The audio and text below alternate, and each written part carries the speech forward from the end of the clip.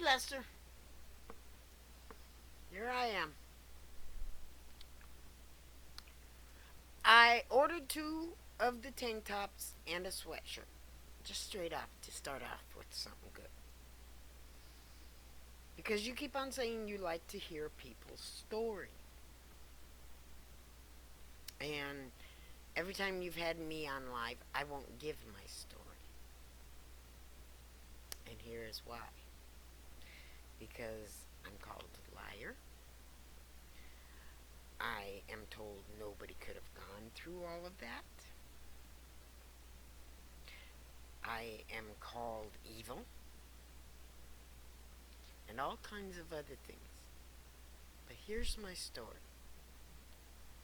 Starting at 18 months old, apparently, my biological father started molesting me.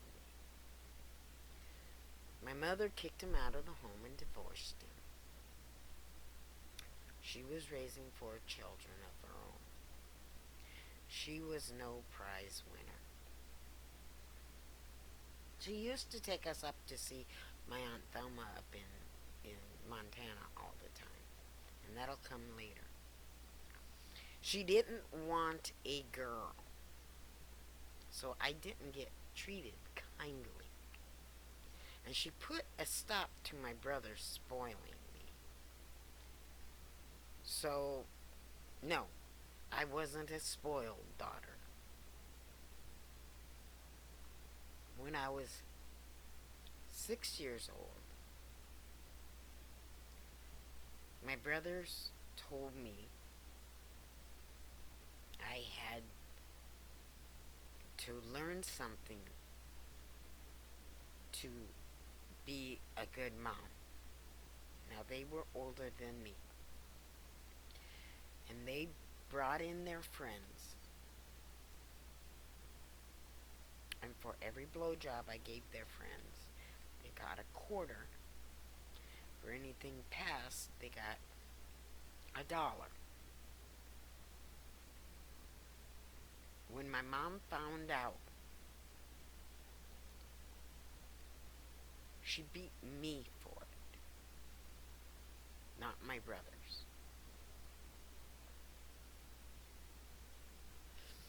And I told her that James and John had told me I had to learn it to be a good mommy. Because every time I would see a baby, I had to hold that baby. I had to love that baby.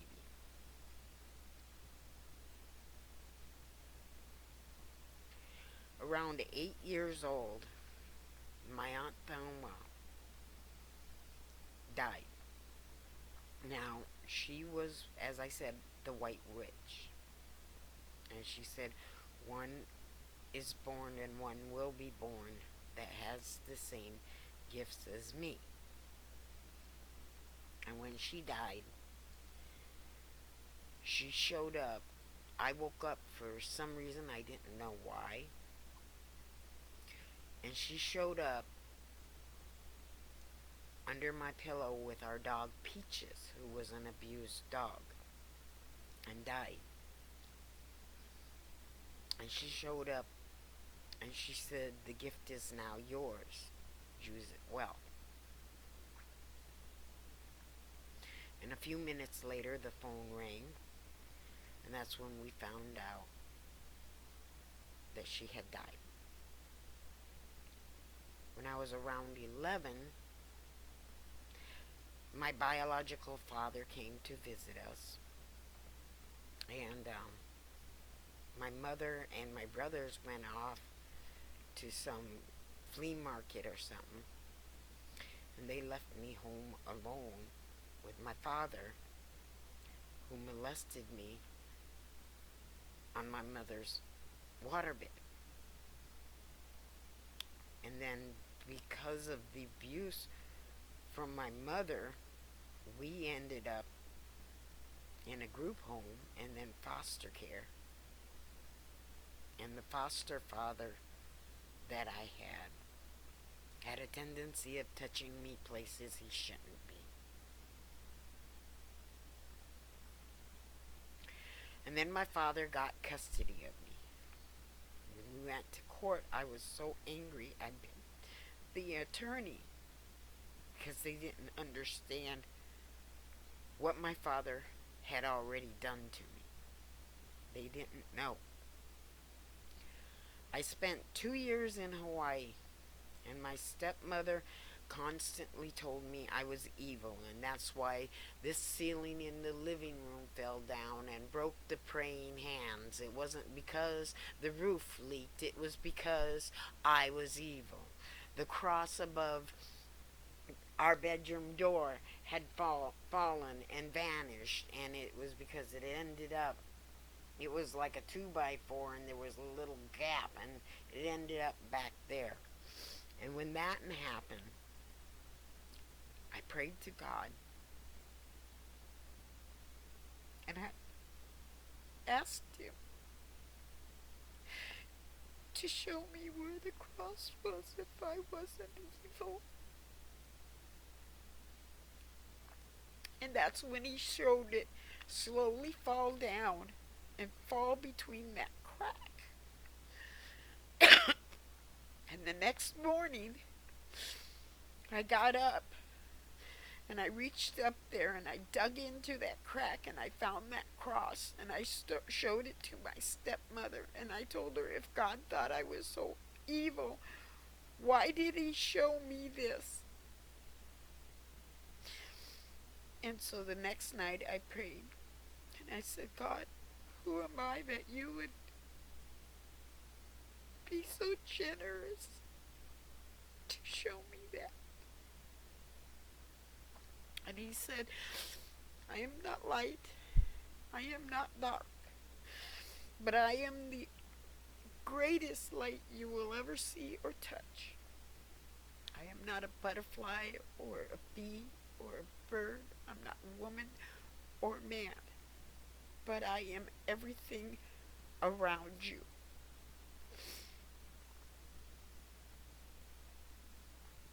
And from then on, even though I didn't go to church much, I always knew I had goodness in me, and that God watched over me, and I was one of His children. I had lived in Hawaii for 2 years being molested. People ask, well, you were in that for 2 years. How can you trust God? Because God only left me in there long enough to learn a lesson. I ended up back with my mother, and then I ended up in foster care again. And there was a 2-year-old girl who showed the same signs as I had when I was being molested. So I warned her mother, and her mother said, oh, no, no, no, her boyfriend would never do that. But it put a bug in her head. And she went to work that day, and the bug was in her head. And about 45 minutes later, she drove back home and parked her car down the road so he wouldn't see, walked in the house, and found her boyfriend molesting her daughter on the couch.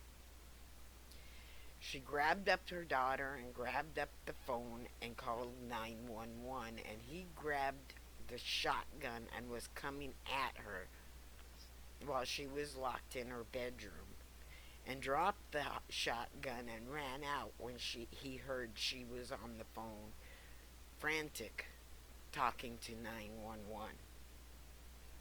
So that saved one little girl. That was the lesson God needed me to learn, because I was strong enough to survive it. That little girl wouldn't have been.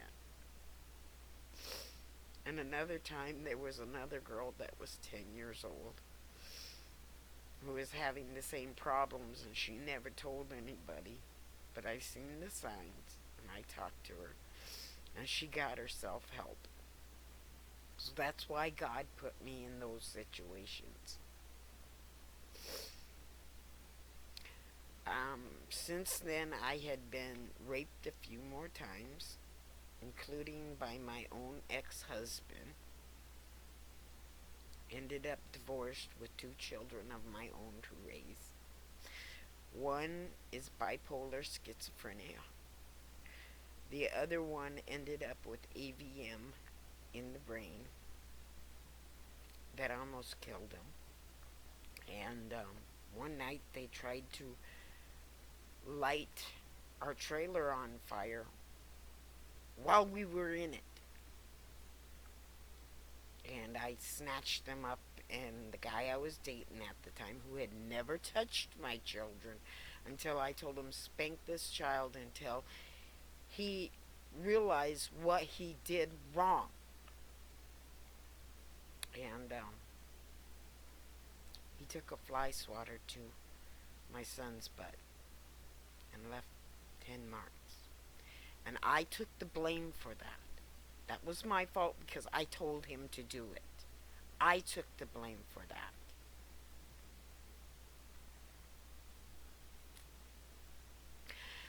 And by the way, after the prayer with God, when I was 11,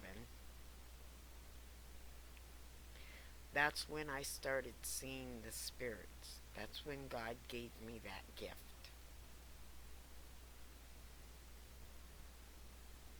And I've had it ever since. And I've drove people nuts with it ever since. Because I never, until I talked to you, talked straight up to people about things. But I would freak people out because I would know things that I shouldn't have known. And it freaked them out. And so I would often get called evil and bad because of that. And those that I did tell about the spirits that I seen, I got called crazy. So I just stopped telling people, any people.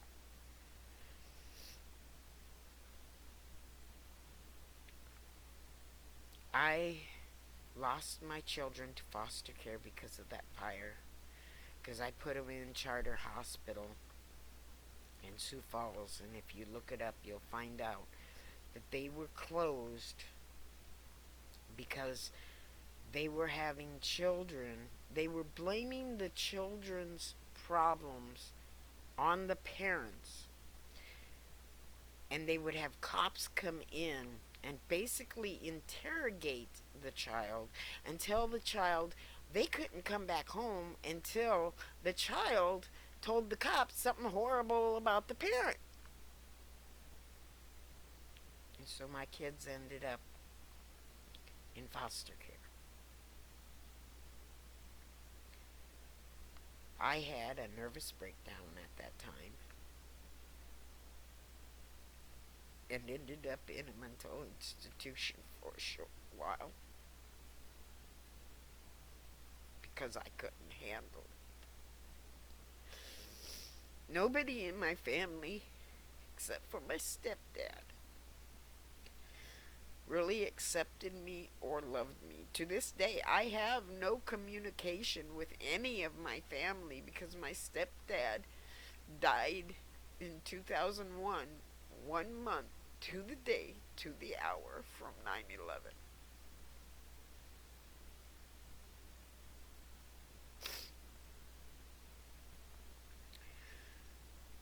So I really have no relationship with my children because of this. I don't have my stepdad anymore. And I live alone with my two precious cats and one friend up here. I suffer from anxiety. I have dyslexia. I suffer from PTSD. And my anxiety is so bad I don't go out in public. So that makes me even more alone. But I'm surviving it. I've got my spirits, and I've got my cats, and I've got my friend, and I'm a survivor, and Longhorn Lester, and Jake, and Kim, and Bree, and now Connor. I have all of you, and I have Sean, and all these others you just introduced us to. I've gone to their page. I'm on their page now, too. I've learned to be strong enough to speak up when I see something wrong. And nothing will stop me from doing that.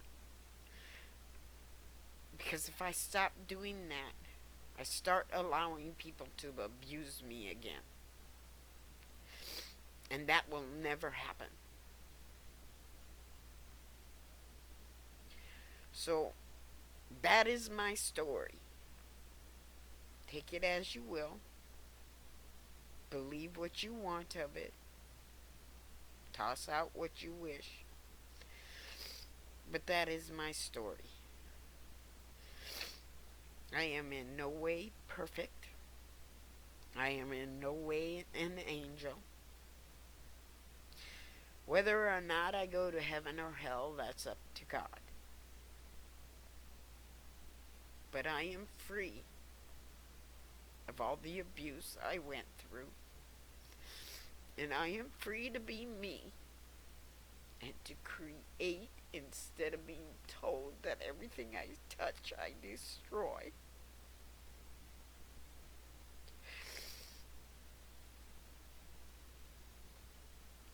And to imagine and to think and to be who I am. Something I was never allowed to do growing up. And still to this day, I still wonder if being me is the right thing. Because being me ends up with people using me or rejecting me. Because the me I am, with all I went through, I have a heart that hurts and that feels the pain of others.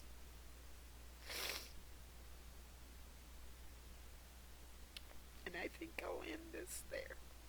But that's my story. So thank you for being there for me, Lester and Jamie. And yes, Jamie, I understand what an abusive marriage is like. Mine was so abusive that I married once and never married again. My ex-husband, back in, I think it was 2009, died because he was drunk one night and fell into a bonfire.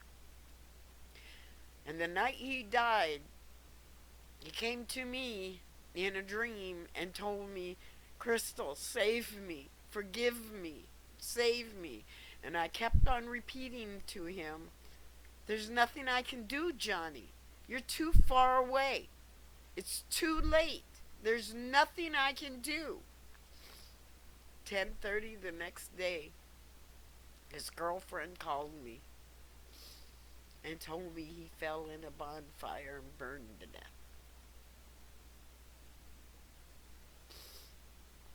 So sometimes seeing the spirits is a great adventure.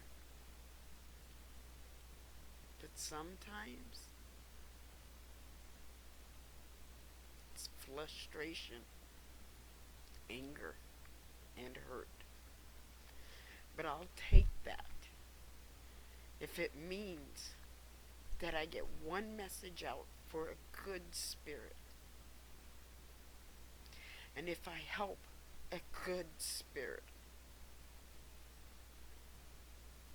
So take me or leave me as you see me. I am a pain in the butt and an annoyance at times. But I am